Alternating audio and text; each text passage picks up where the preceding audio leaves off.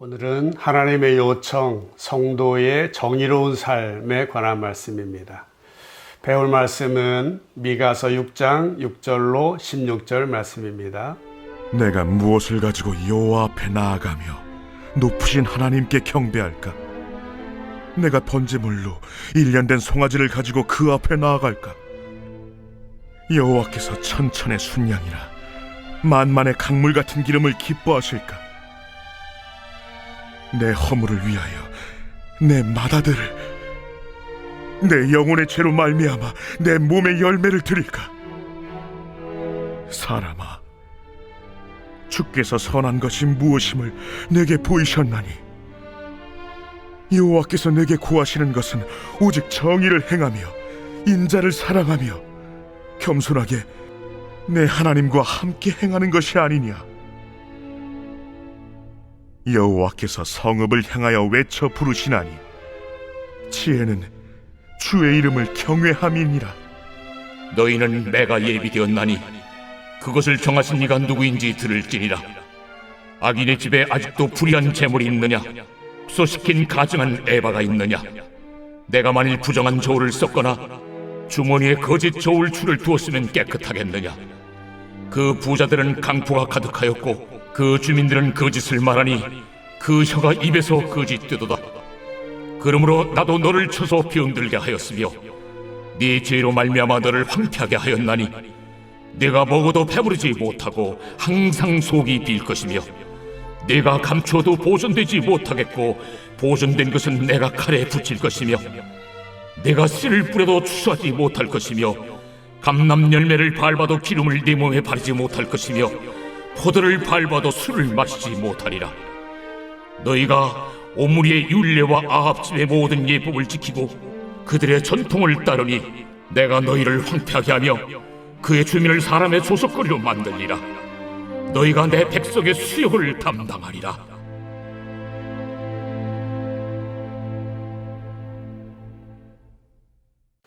새길 말씀은 미가서 6장 8절 말씀입니다.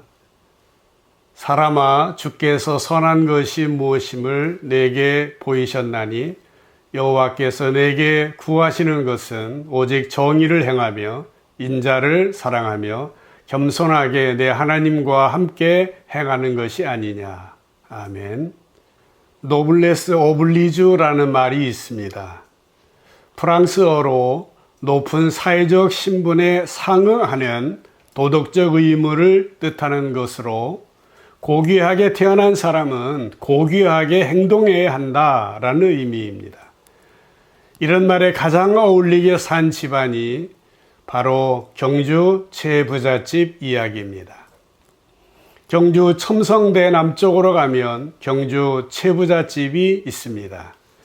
경주 최부잣집은 약 13대에 걸쳐 300년 동안이나 부를 이루었고 그 많은 재산을 자기 가문만을 위하여 사용하지 않고 많은 사람들을 먹여 살리는 데 사용했다고 합니다.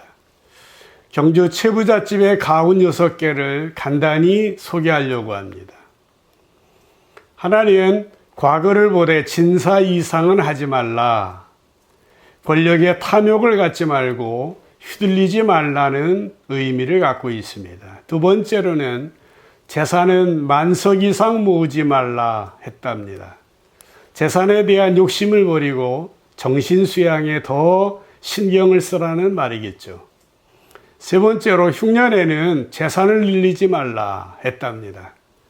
가난한 사람들은 흉년 탓에 고생인데 남의 불행 도중 행복을 누리지 말라는 말입니다. 실제적으로 흉년에는 소작료를 더 낮추었다고 합니다. 네 번째로 과객을 후하게 대접하라입니다. 최부잣집은 이를 실천하여 활빈당이 나타나 최부잣집을 노략할 때 도움을 입었던 농민과 거지들이 활빈당을 무찔렀다고 합니다. 다섯째, 사방 백리 안에 굶어 죽는 사람이 없게 하라입니다. 다른 사람을 도우라는 의미를 갖고 있죠. 여섯 번째, 최씨 가문의 며느리들은 시집 온 후 3년간 무명 옷을 입게 하라 했답니다. 절약과 검소를 몸에 배게 하라는 의미를 갖고 있습니다. 본문 말씀은 하나님께서 재판장석에 계시어 이스라엘 백성을 고발하시고 언약 백성인 이스라엘은 피고석에 앉아 있습니다. 하나님께서 이스라엘 백성들에게 신문하시자 이스라엘 백성들은 내가 죽게 나갈 때 번제물로 바칠 1년 된 송아지를 가지고 가면 되겠습니까? 아니면 천천의 수양이나 만만의 강물 같은 올리브유를 가지고 나갈까?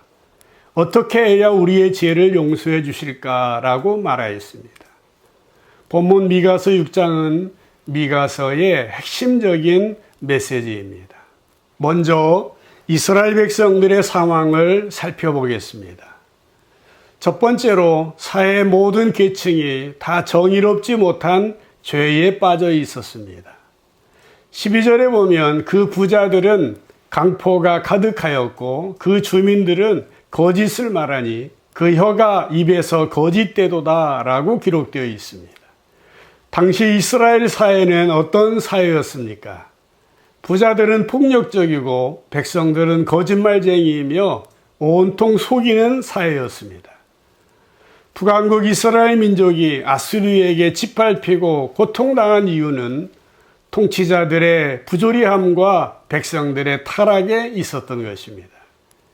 미가 3장 11절에 보면 그들의 우두머리들은 뇌물을 받고 재판하며 그들의 제사장은 삭슬 위하여 교문하며 그들의 선지자는 돈을 위하여 점을 치고 있다고 지적했습니다. 당시 이스라엘의 모든 계층은 다 정의롭지 못한 죄에 빠져 있었습니다. 두 번째, 공의로우신 하나님은 반드시 악을 심판하시는 분이십니다. 사람들이 악을 행하는 이유는 그렇게 해야 더 잘 살 것으로 생각하기 때문입니다. 어리석은 것이지요. 그러나 미가 선지자는 그 반대로 말합니다. 그는 정의를 행하지 않고 악을 행하는 사람들은 절대로 잘 살지 못할 것이라고 경고합니다.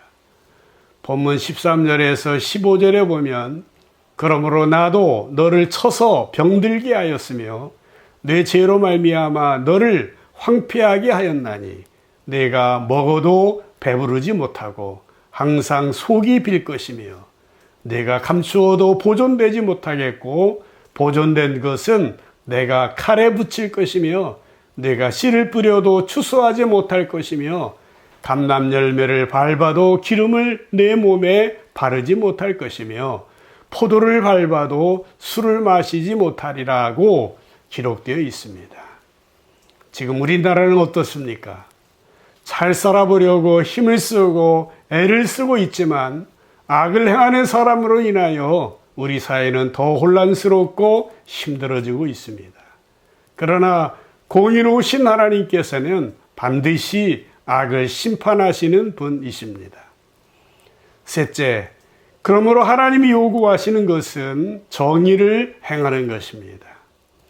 당시 사람들은 하나님이 기뻐하시는 것은 값비싼 제물을 드리는 것이라고 생각했습니다.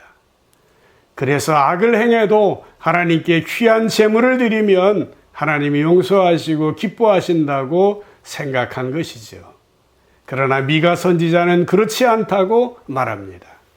8절에 보면 아무리 많은 제물을 드리고 심지어 몸까지 드려도 정의를 행하지 않고 인자를 사랑하지 않으며 겸손히 하나님과 함께하며 그 뜻을 받들지 않으면 하나님께서 기뻐하지 않는다라고 하였습니다. 본문에서 하나님이 요구하시는 것 세 가지가 나옵니다. 오직 정의를 행하며 인자를 사랑하며 겸손하게 하나님과 함께 행하는 것입니다. 하나님이 우리에게 요구하시는 것은 형제와 이웃을 향하여 가져야 할 근본적인 마음의 태도입니다. 현대인의 성경에는 그가 너희에게 요구하는 것은 옳은 일을 행하며 한결같은 사랑을 보이고 겸손한 마음으로 너희 하나님과 교제하며 사는 것이다 라고 번역했습니다. 우리가 옳은 일을 행하며 한결같은 사랑을 보이고 겸손한 마음으로 하나님과 교제하며 살아야 하겠습니다. 본문 말씀은 하나님께서 재판장석에 계시어 이스라엘 백성을 고발하시고 언약 백성인 이스라엘은 피고석에 앉아 있습니다. 만일 우리가 하나님이 요구하시는 대로 살지 아니하고 여전히 형식적인 예배만 드린다면 하나님의 심판대 앞에 서야 할 것입니다.